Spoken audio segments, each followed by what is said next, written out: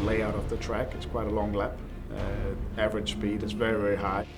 All the corners kind of funnel down to one place, which makes it very difficult to operate in traffic. And that's the type of racing we do, is all in traffic all the time. It's twisty, it's technical, it's tight, so that makes for the traffic to be really tough as far as placement and timing. It's one of those courses that you really feel like you are defying the laws of physics with what these cars can do around a course like that.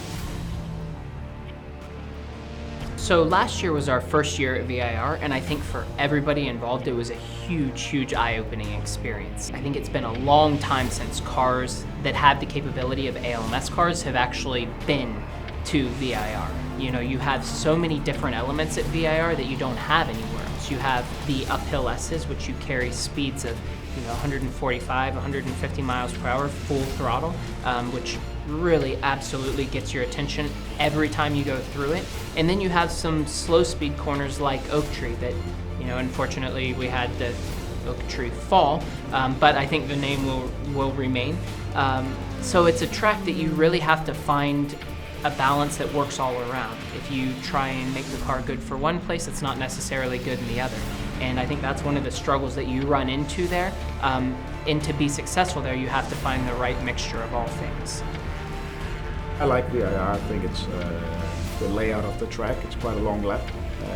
Average speed is very, very high, except for that little complex behind the pits. It's kind of really old school layout with the way the corners are, big sweeping corners and fast and big undulations on the track. So from a driver's point of view, it's very, very enjoyable going around there, especially in a car that handles.